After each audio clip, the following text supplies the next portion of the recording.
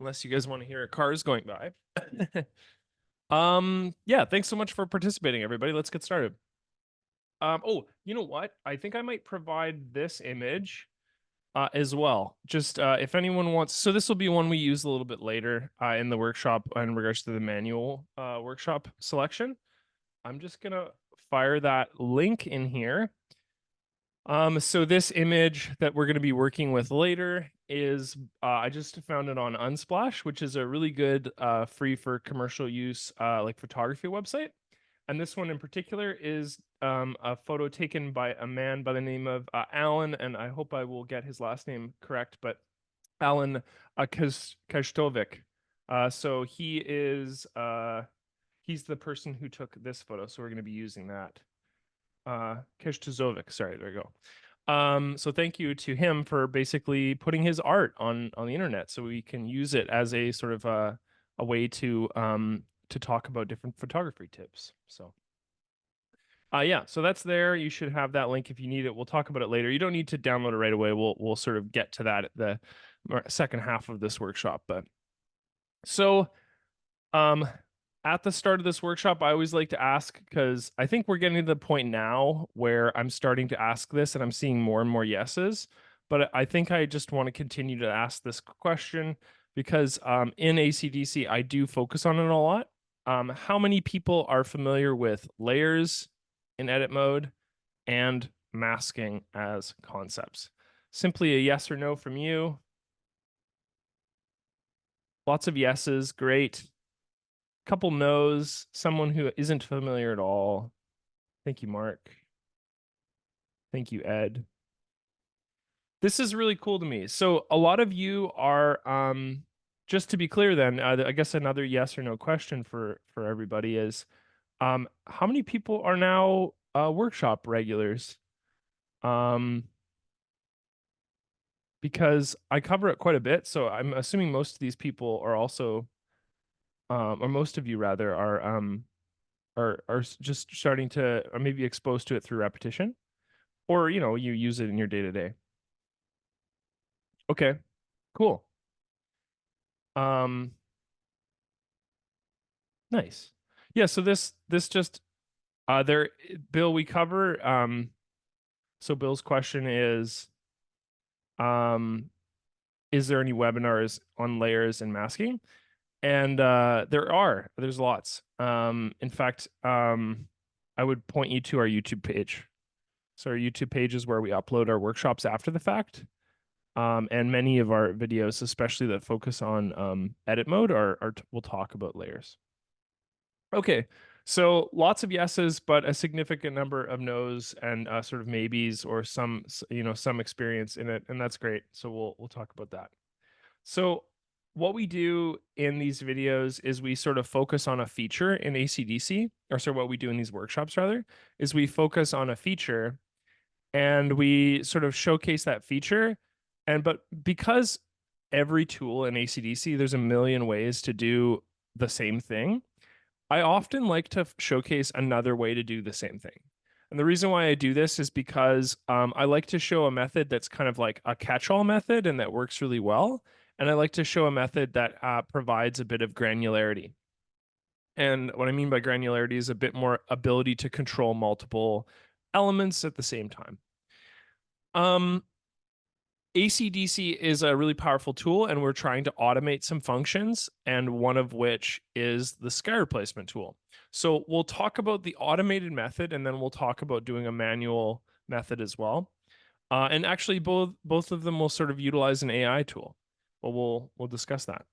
So I have here a bunch of images of skies, whether it be sort of a scenery, and then some cloud images and stuff like that, which we may use. But so here I have an image, and this image is a great example of something that I think would be automated really well when doing sky adjustments. So first and foremost, the distinction between the land or the foreground and then the sky in the background is like very, very strong.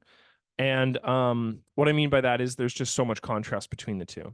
So if you have lighting conditions like this in your image, the sky replacement tool in ACDSee is not going to be challenged by this at all. It'll do a really good job. So let's just illustrate what that looks like, and then we'll talk about a couple different other case scenarios. So in ACDSee, sky replacement is considered a filter. In the past, I've mentioned that, well, let's mention it now.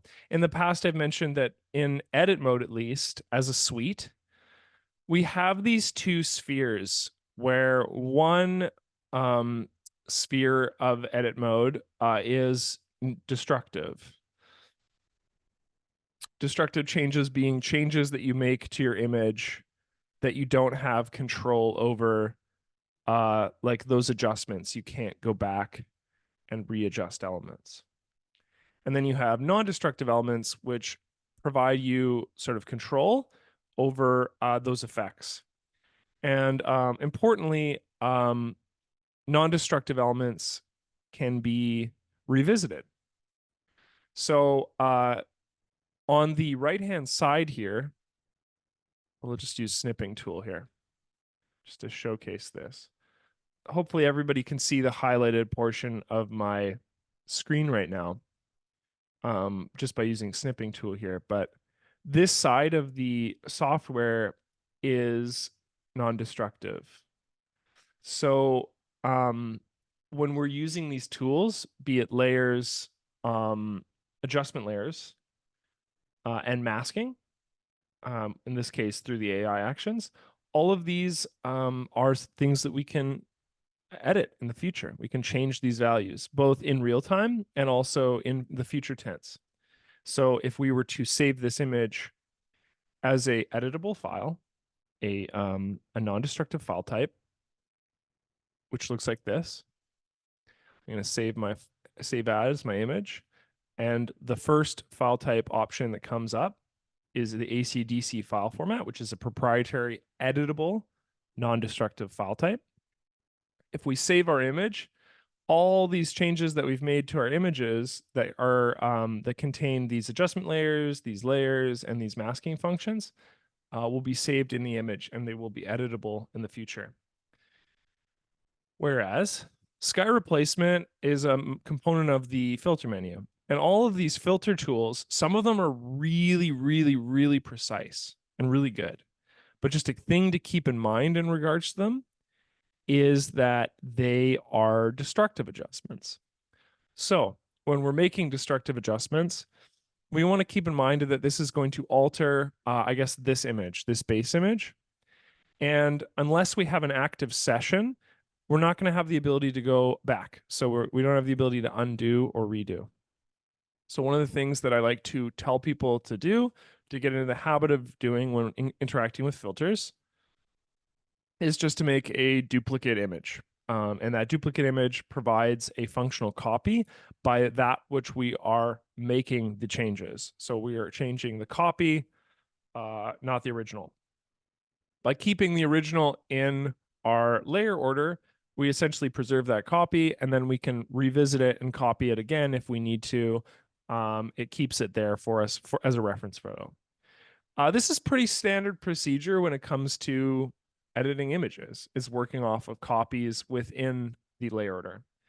Now, to those of you that aren't as familiar with layers, this might seem a bit silly because you're thinking, well, Adam, I can just save as my image and then I can reopen another image, or basically reopen the original and work from that. And all of that is very true. The difference being is that if we're working within the same file, in this case, when we go to save this image as an ACDSee file, we're working with a file that contains all of these adjustments in it. So we don't need to go through the process of going back and forth between manage and edit mode, saving down new files. This gives us the ability to save down instances of our photos so we can change some qualities. For example, I want, a huge change on my image. I can save a huge change version of my image. And then I can also save an original on my image and a completely different hue change of my image. And all of these are, we'll save them as JPEG copies, but we're working off of an editable file.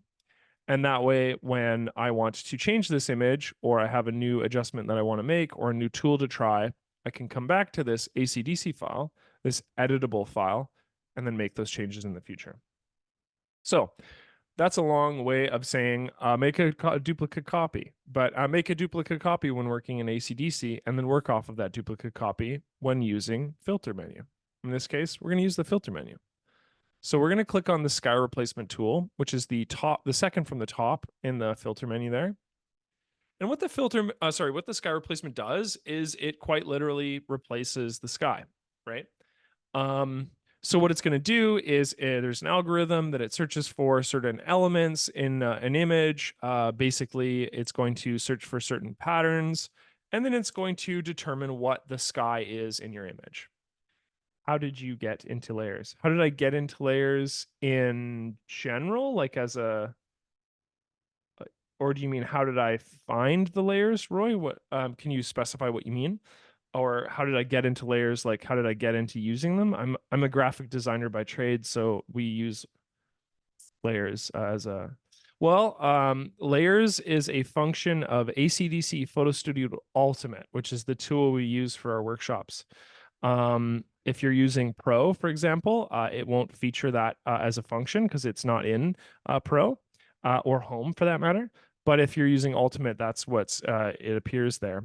And just in the case that you are using Ultimate, you might have hidden the layer panel. Well, what we can do is we can go to, I believe, Panes, and Panes will enable us to open up the layer panel, which is second from the bottom here.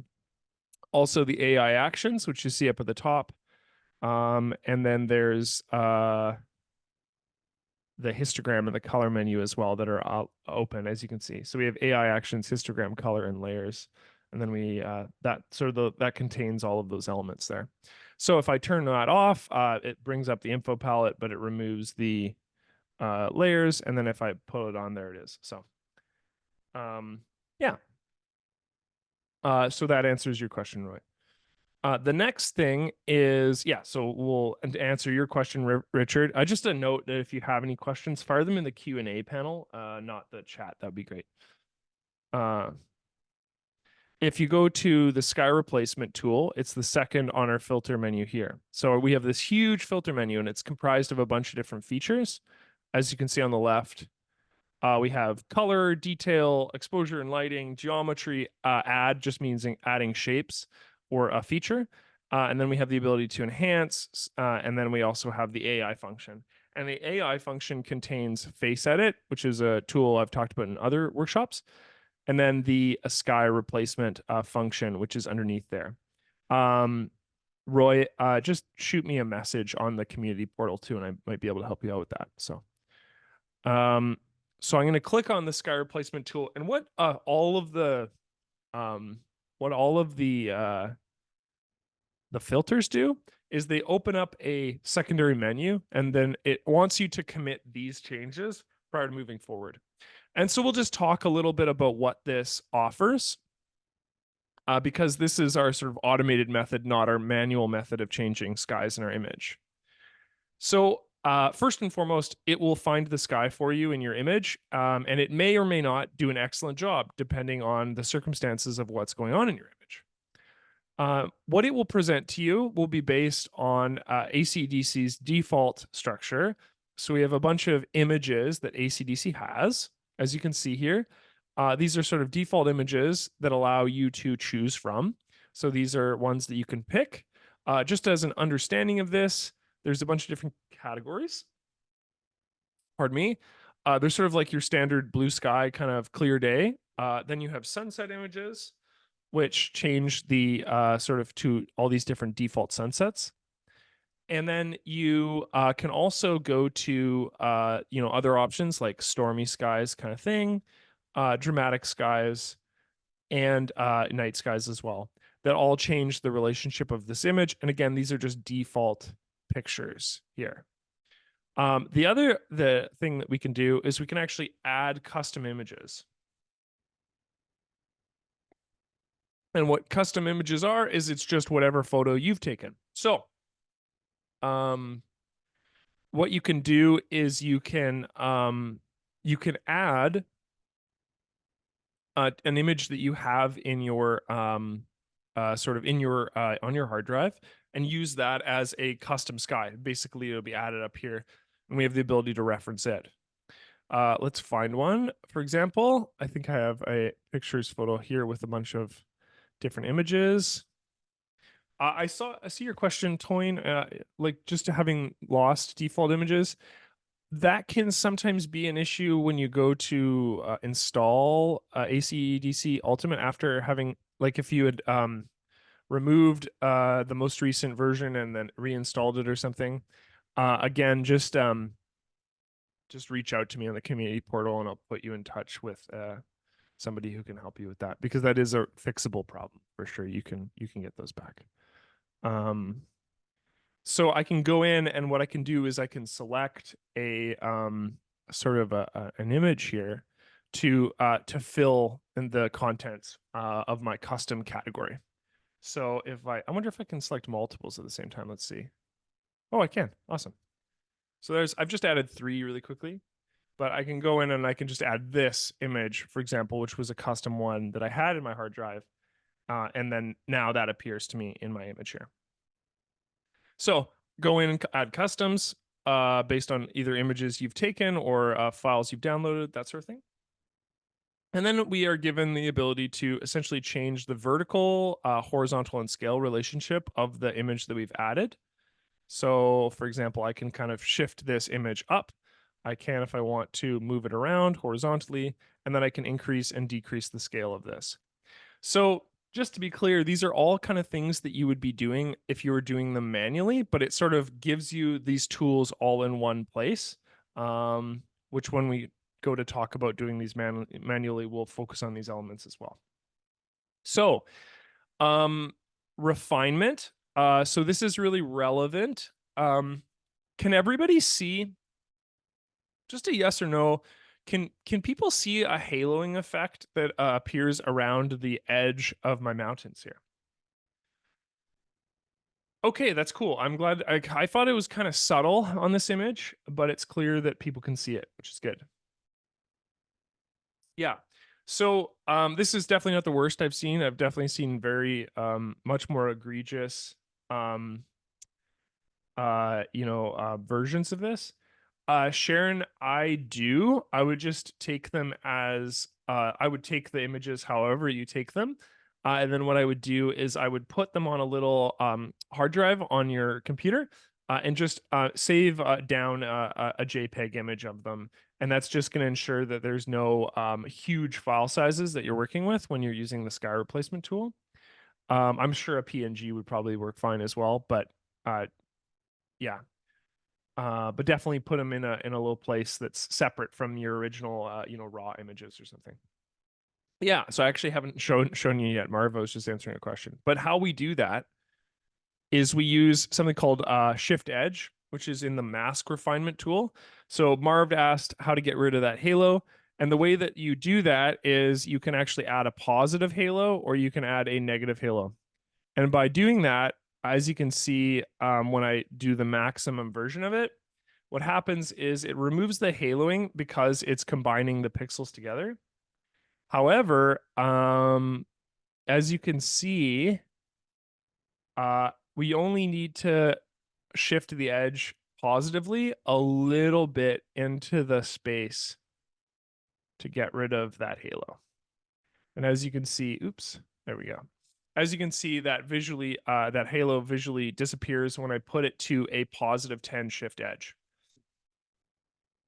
So as I've shifted that, it's disappeared. Fading, what it does is it adds a fade would be a feathering. Essentially, it's be adding a feathering around the edge of your image. This might be useful if you're adding a sky to a sky that has so your sky has a gradient to it, and you want to blend those two things together.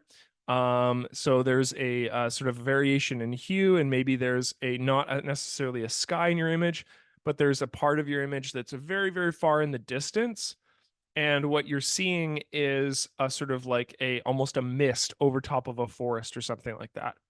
In the case that you're seeing that, using a fade edge might be a way to justify it to make it not look so harsh in terms of the way that they're sort of placed together.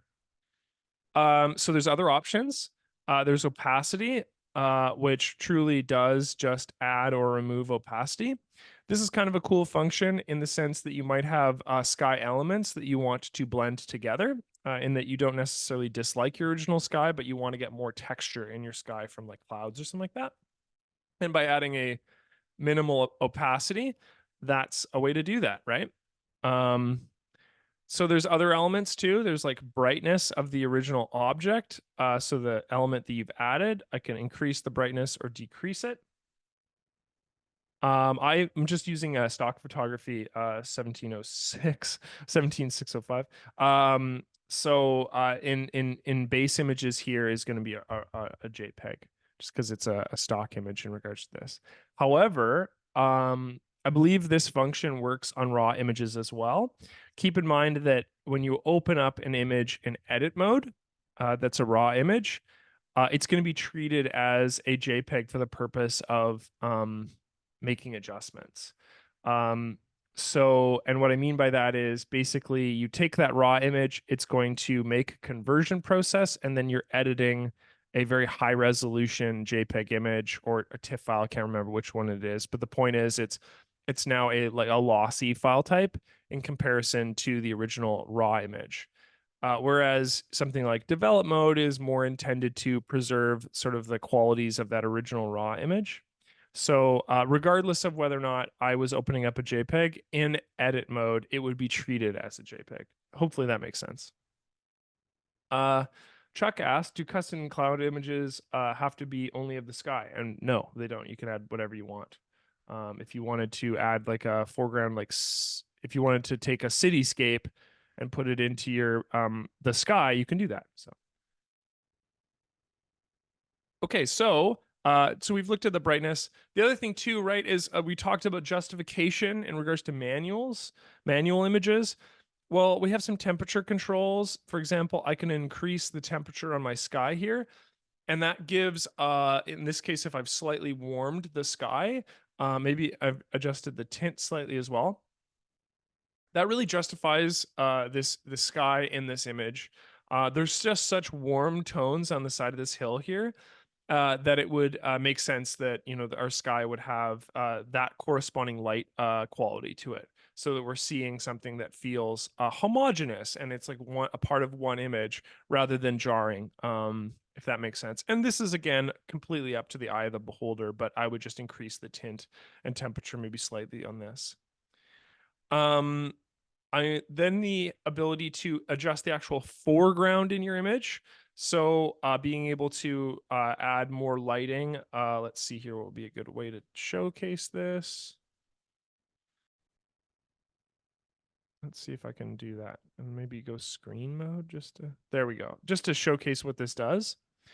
So what this does is rather than interacting with the sky itself, we can now justify the foreground based on qualities of the sky that we've added. So kind of an inverse relationship to that of the sky adjustment itself. But if we really liked, a specific lighting adjustment, let's say overlay, and let's see, we wanted to overlay a kind of pinky hue on a foreground here. We could do that. I'm trying to find that way to really illustrate that color better. But in this case, what it's going to do is it's going to add that kind of color. In this case, it's going to multiply it with sort of a moderate setting. In this case, a moderate to medium high setting here. If I was to change this to like a deeper blue, you can see, pardon me, how that affects the foreground. Excuse me, sorry. I would use the color picker. And I would use the color picker to focus on elements that are present in your sky. And the reason why is because you want to be working off of the colors that you're adding to your image, therefore to justify it. Now, the other thing that's worth noting on this image, although I don't have one, just in the case that you might have an image that has a body of water, or for some reason really high reflectivity on a ground, you might use the reflection tool to just take this sky and invertly reflect it in the body of water that appears beneath it. So you would just turn that function on and it will search for what it appears to be the sky and the reflection, and then that will give you the ability to do that.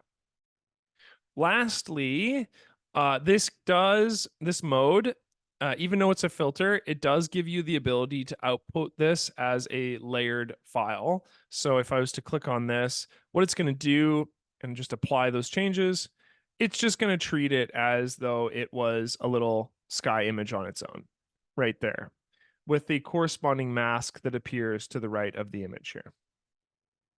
Okay, so excuse me, does anyone have any questions in regards to the sort of automated sky replacement function before we start talking about some limitations of it and look at maybe making manual sky replacements in the event that this function sort of is ill-equipped to handle our problems? Just I'll give a moment of silence just if anyone has any questions they want to ask. Mostly an excuse for me to have a sip of coffee here as well.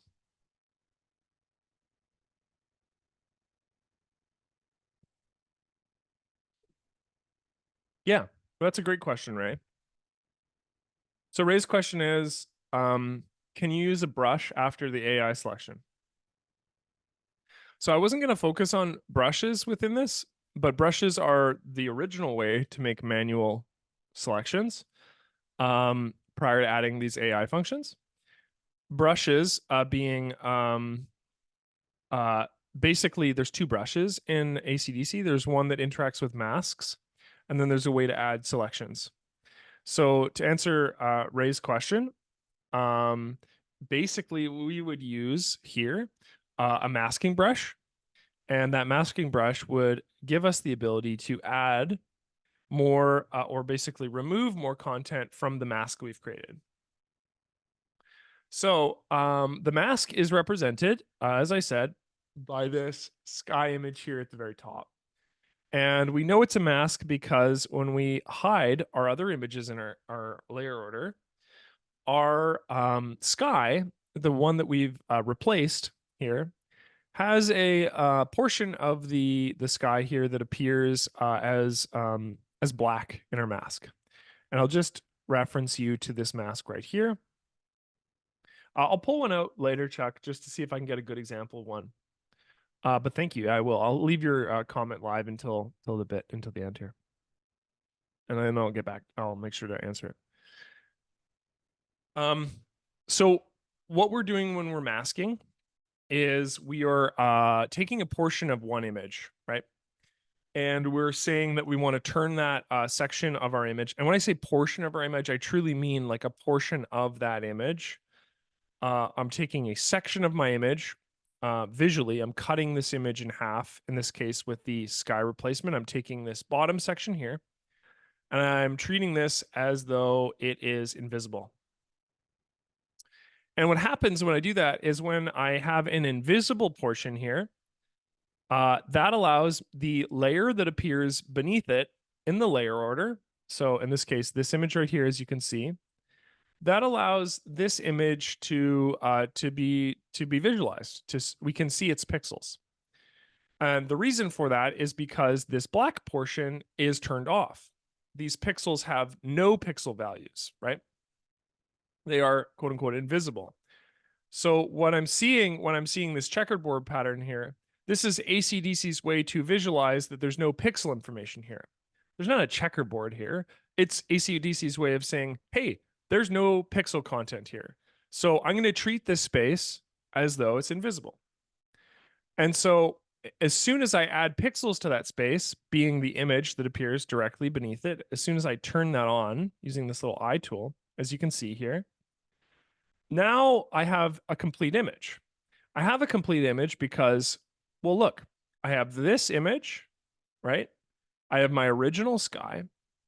And then when I went through the process of doing the sky replacement, I've added a sky on top here.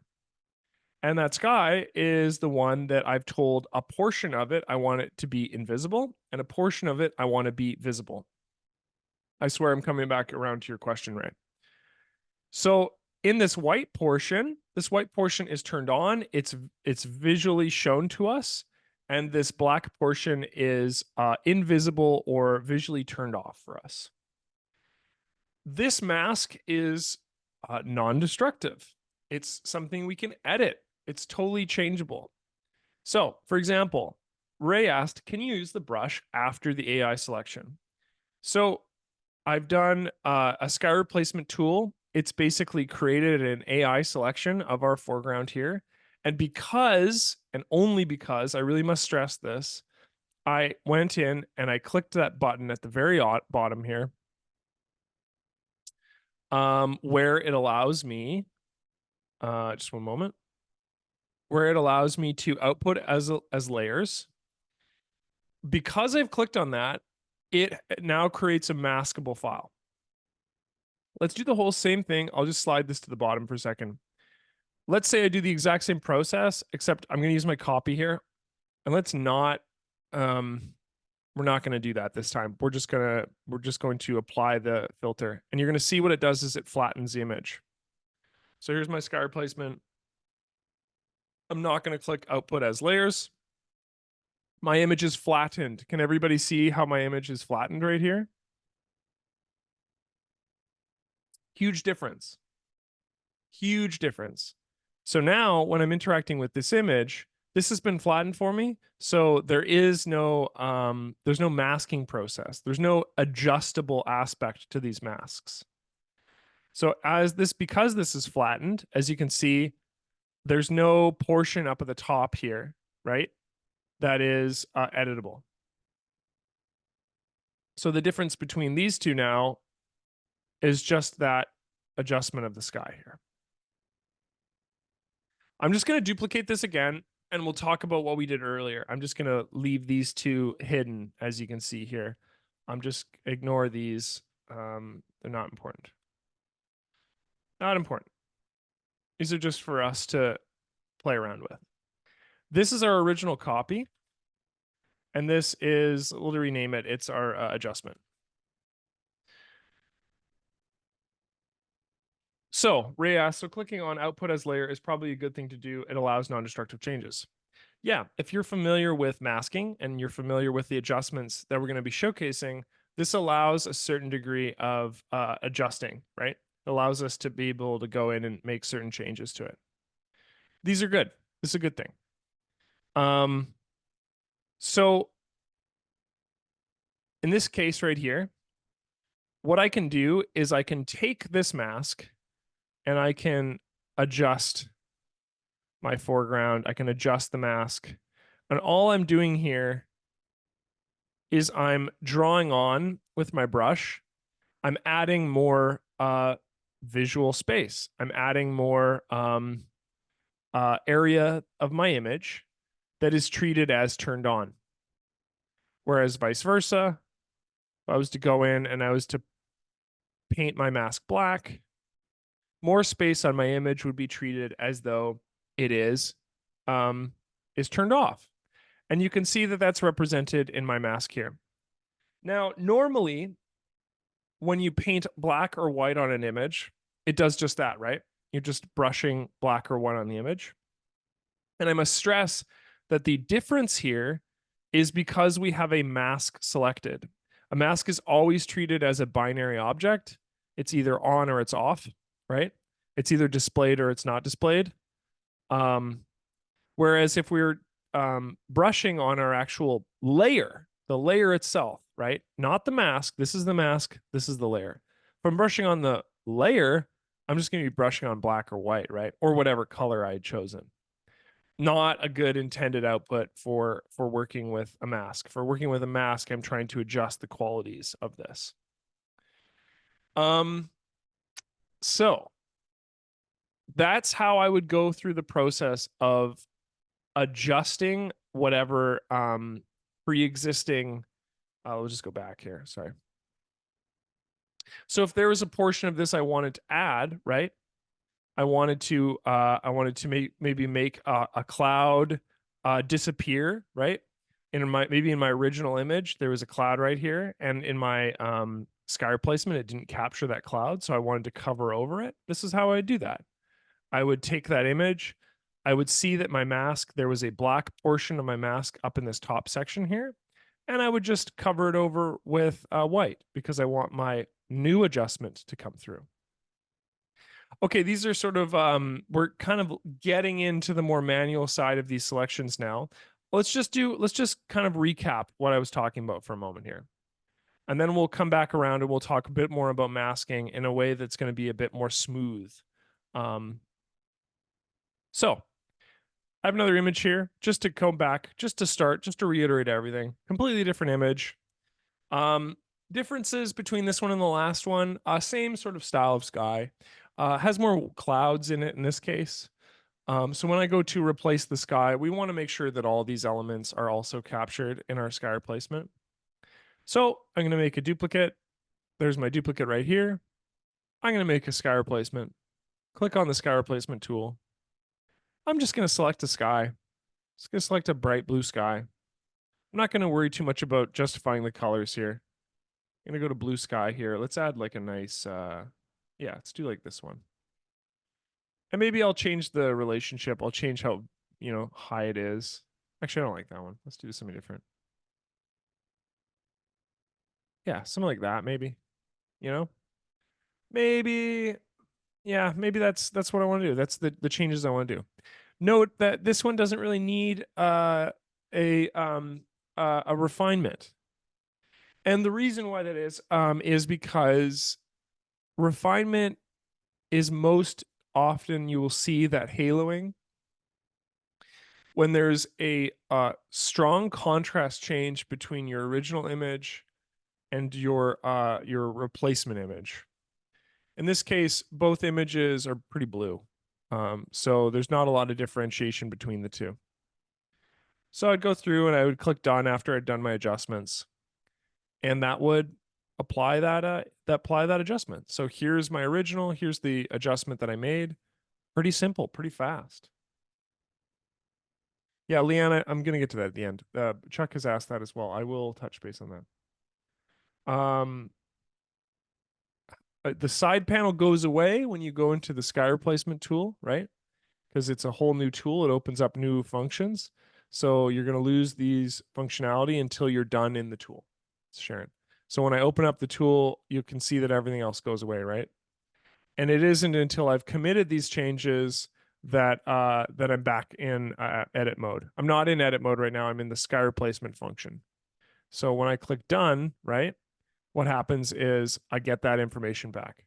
So I see my side panel here. Basically, whenever I open up a filter, Sharon, what it's going to ask me to do is to finish or finalize that adjustment that I'm making.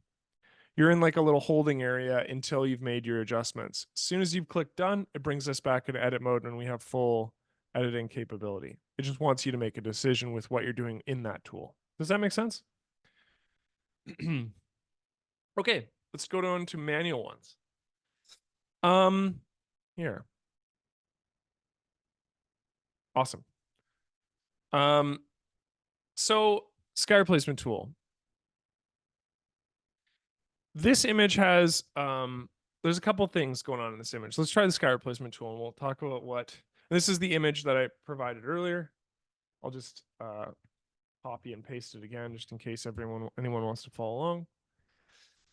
Yeah, so the sky replacement tool doesn't do a great job here. For one, you can see that there's a little bit of green that pops through here, right? And we have a bit of an object here that we maybe want to work on this foreground background relationship. This is just a good example of one where I think that we can sort of we can do a better job using doing it manually. So what I'm going to do is I'm going to open up this image in edit mode. And once again, I'll make a little duplication of my image here and I'll just treat this one as the sky replacement. Instead of using the filter tool, what I'm going to do is I'm actually going to use the select sky function here. Select sky works very similar to the sky replacement tool, but it's a little more liberated, as you will see. Does everybody see how it captured the background of this of the basketball hoop here? Whereas previously other versions struggled with that a little bit. The other thing that's worthy of noting too is This one's also captured a bit more of the I guess the background area with the hillside here. Now, if we wanted to, earlier, I think it was Ray asked, can you go through the process of adding to, he asked, can you add to a selection? Well, you can't add to a selection using the sky replacement tool, but you can add to a selection when you have an active sky selection here. So what I could do if I wanted to remove this area here, because I have an active selection, I can do this. I can go to my brush selection tool and I can continue to add on. Basically, I can paint on more selected foreground here. If I wanted to capture anything else that was missing here. So in ACDSee, when I have an active selection, it's either displayed in two ways. It's displayed in this case with this bright red color. This is showing me that I have an active selection. Or it's displayed using marching ants. That might be how it is displayed for you by default. I prefer the red overlay. And the reason why I prefer this is because it's static and it doesn't cause issues when I'm zooming in and out of my image. It just is clean. So I like using this. But this is a good example of my image here, and I can go through and I can add essentially more to that that foreground if I need to, just by selecting it, right?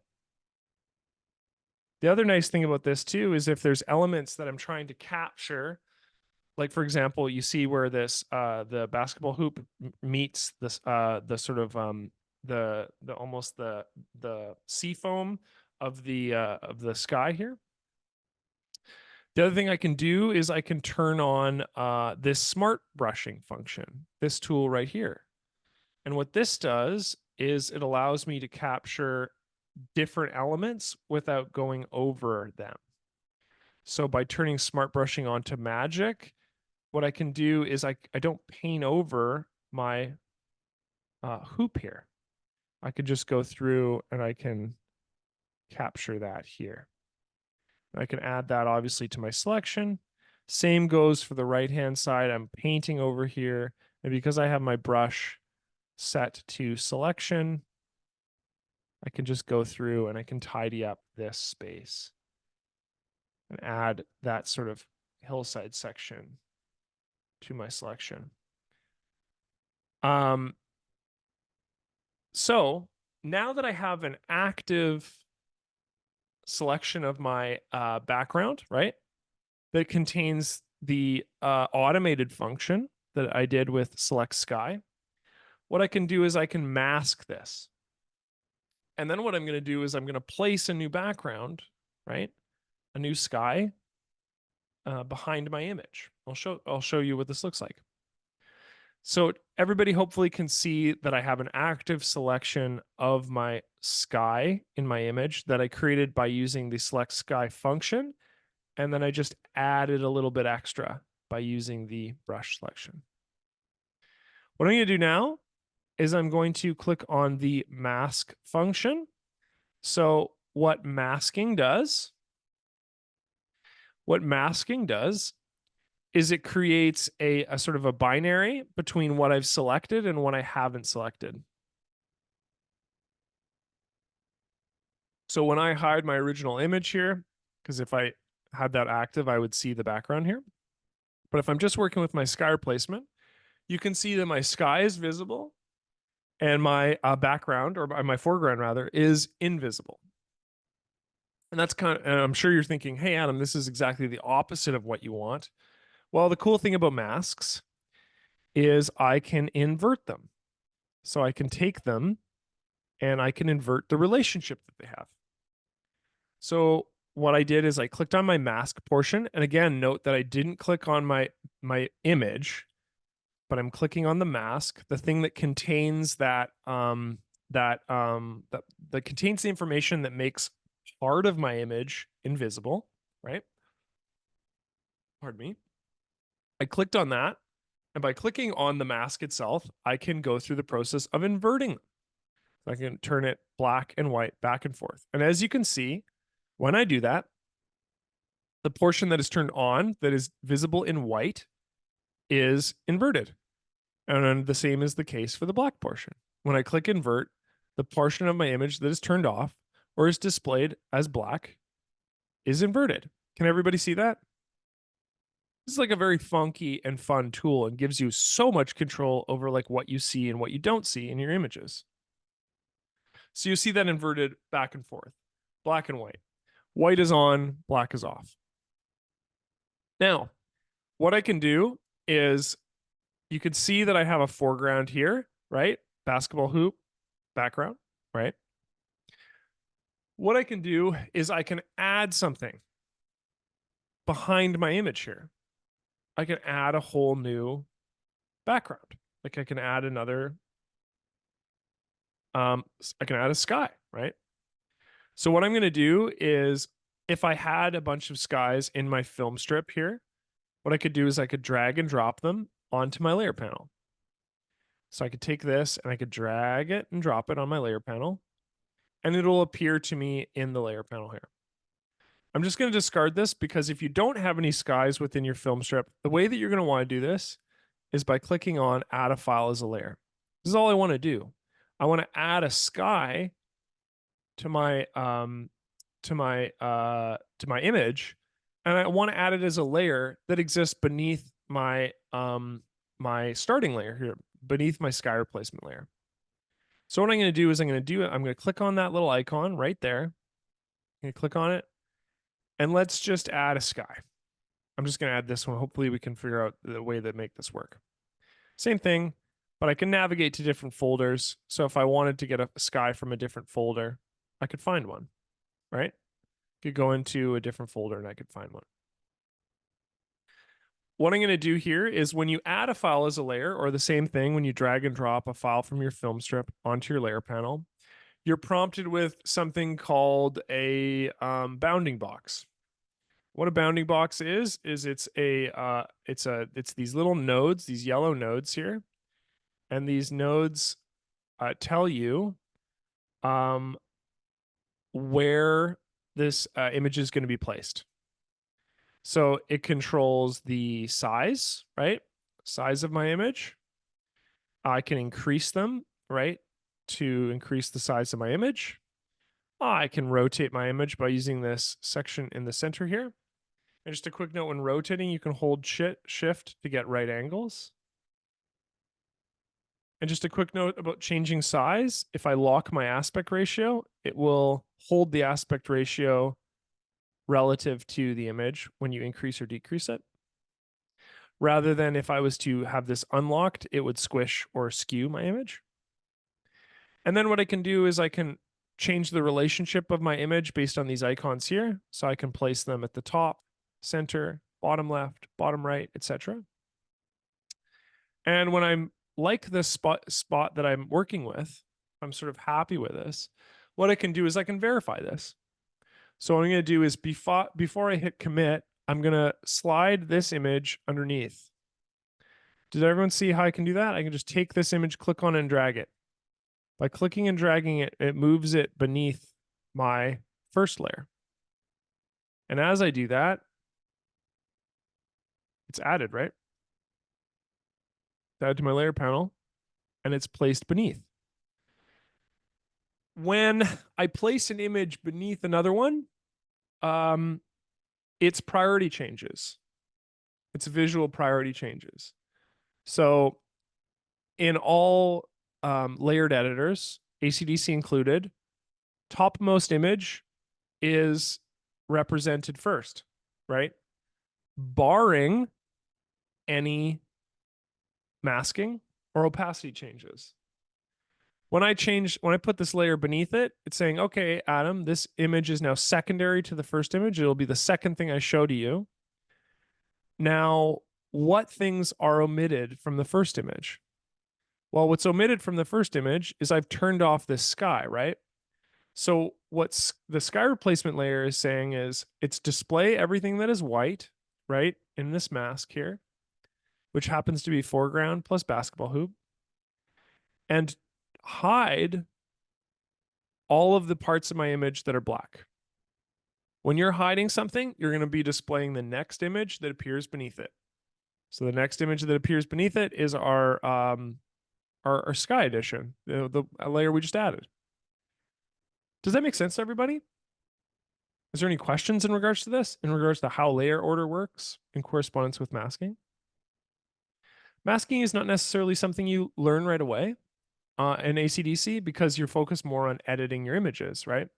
You're probably interacting with masking without knowing it. You're interacting with masking when you open up a filter tool or you're opening up a develop change and it's selecting a portion of your image. So you're focusing on reds in your image. Well, it's masking it. It's just masking the reds in your image. Why does the replacement sky show checker pattern? Why does the replacement sky show checker pattern? Okay, I'll explain it again. I'm going to commit this layer and it's going to place it. So now once I've committed this layer,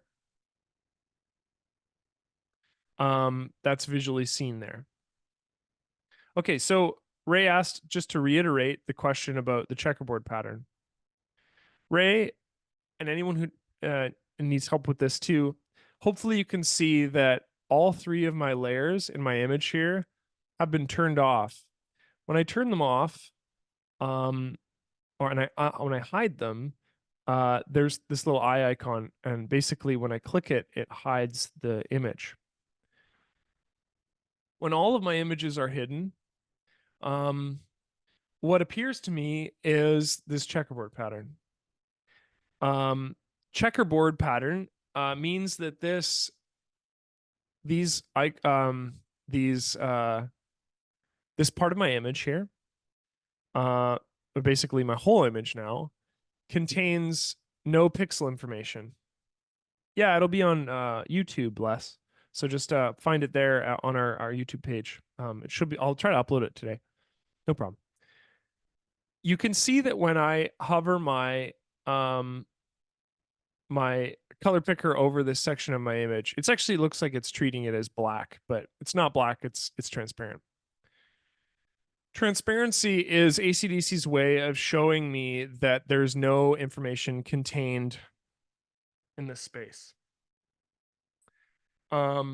So when we mask an image, okay, when we mask a portion of our image, let's just simply add a mask to our image here, okay? I'm going to take this base image, forget these top two layers right now, just focus on the bottom layer.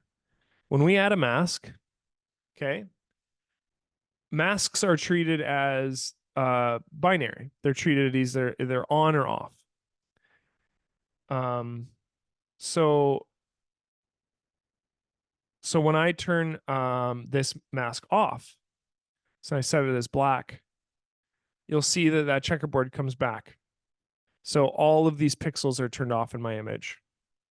And when I set the mask as white, the image is turned on. It's treated as on.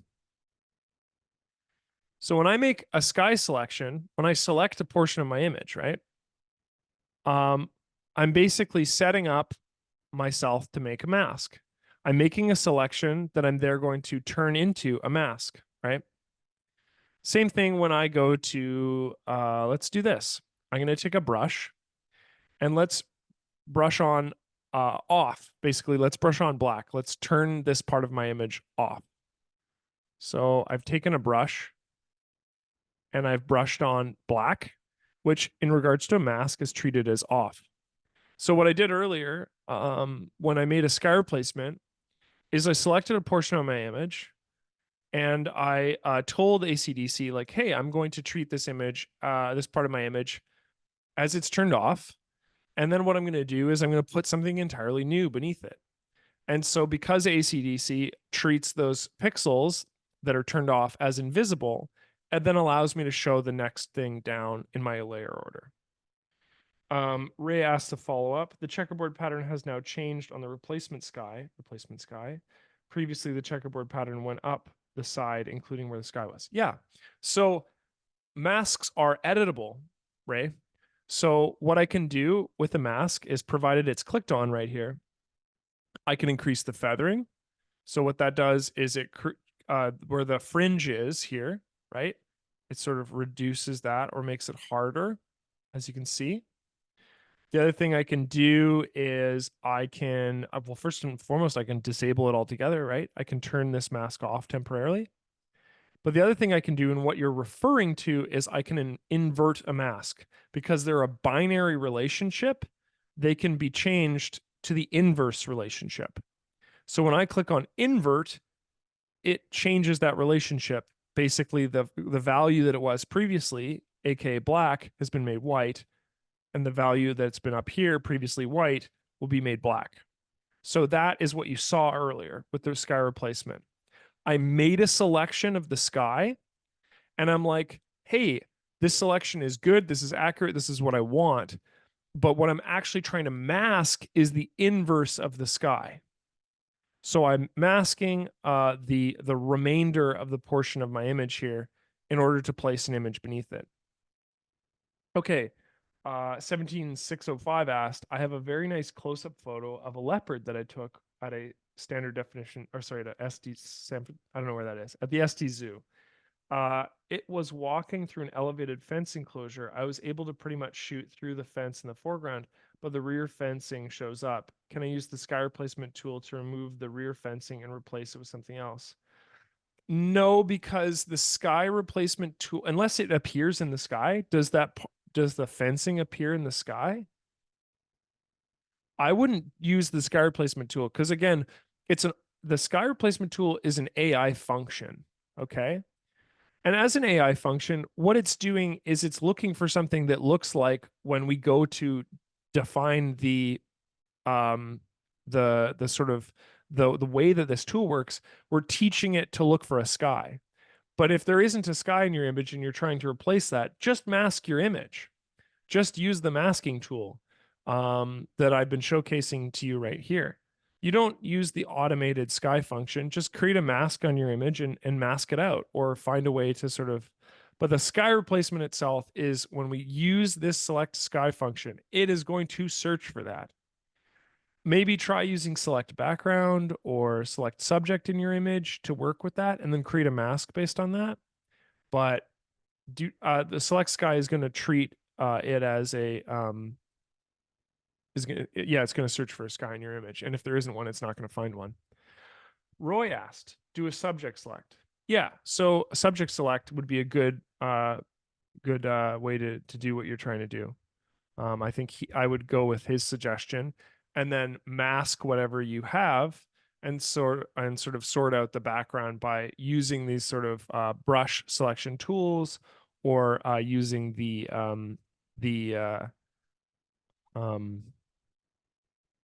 or using the invert function to sort of get around that. But this is getting a bit further away from what I wanted to talk about. So let's come back to our image here. So what we've done here, okay, I'm just going to repeat this so everybody can see it. I have a sky replacement.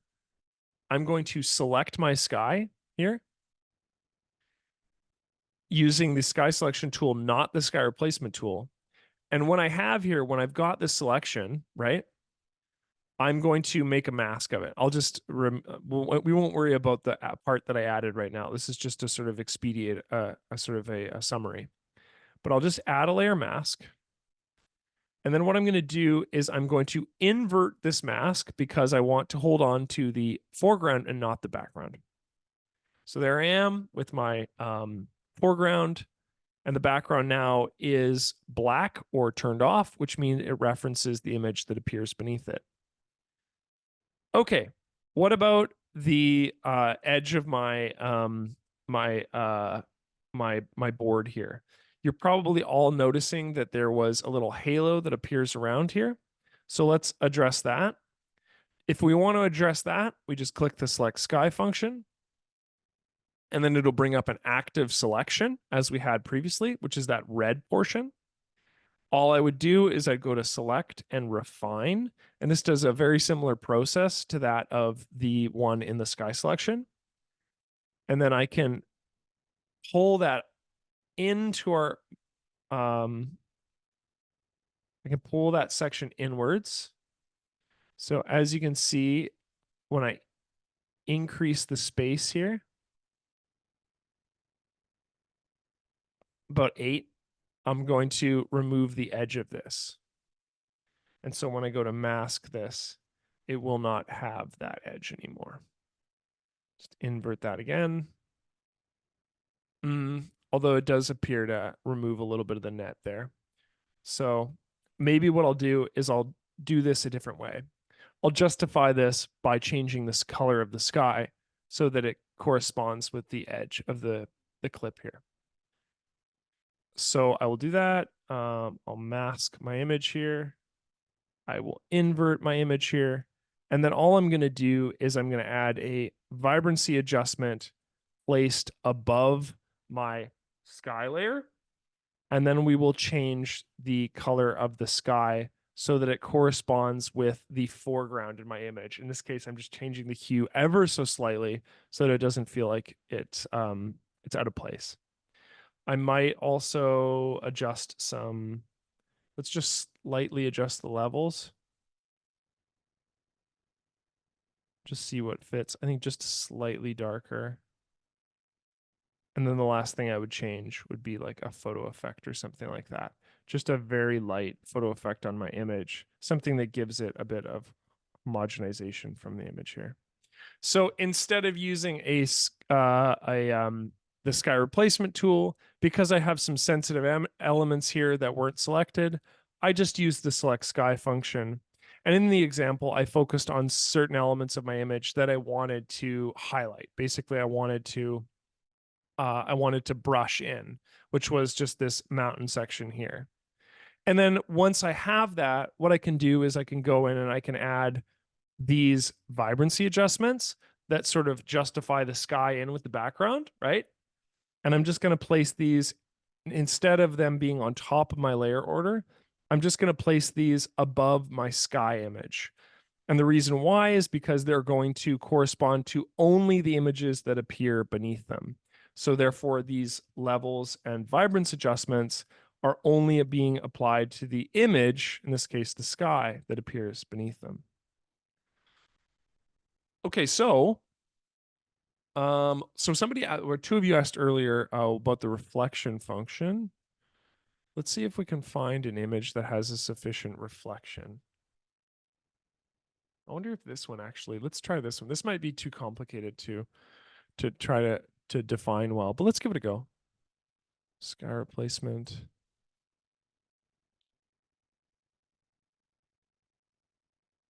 Okay, that established that pretty good. Let's see if it'll do the reflection.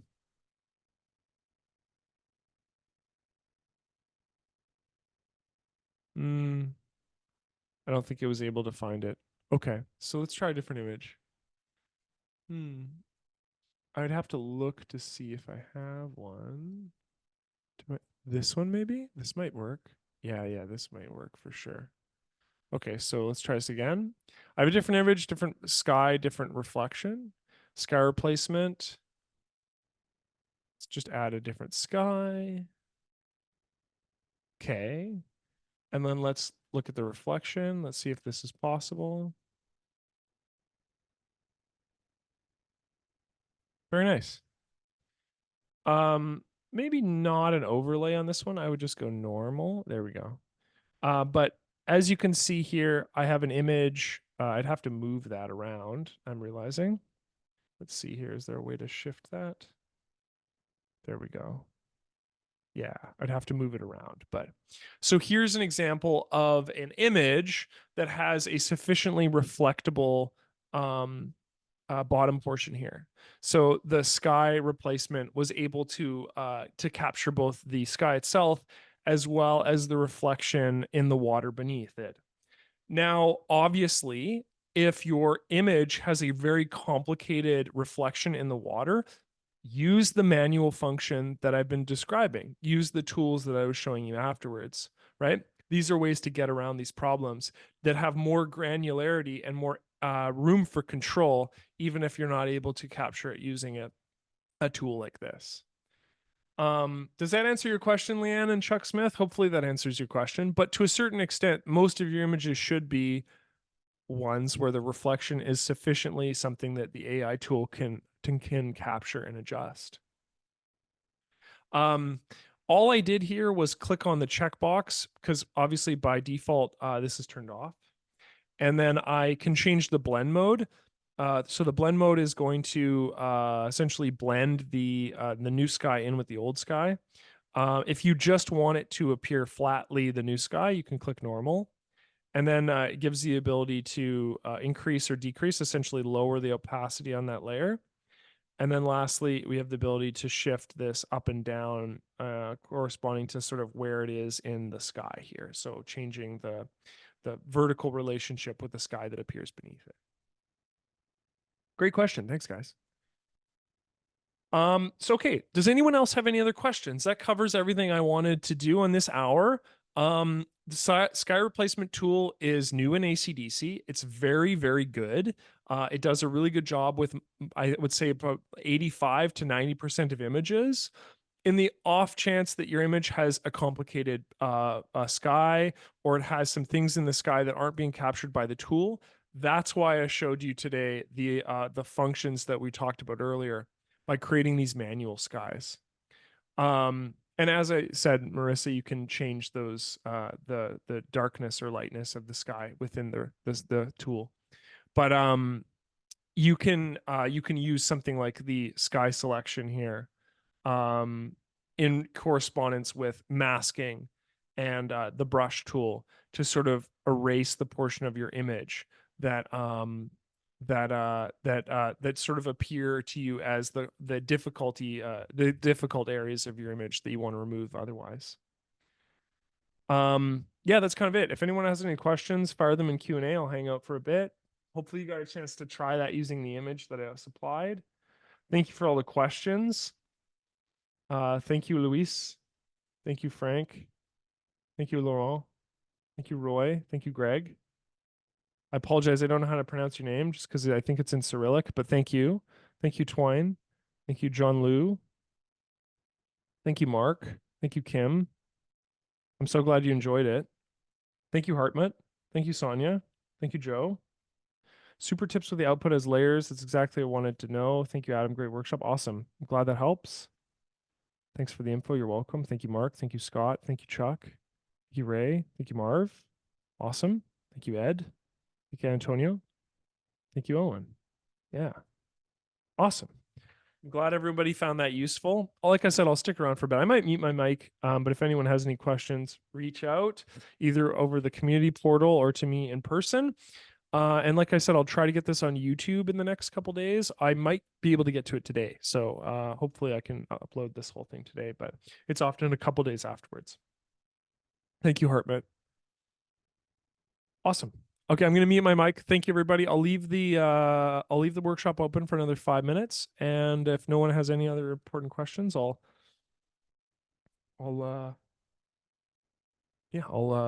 see you next time.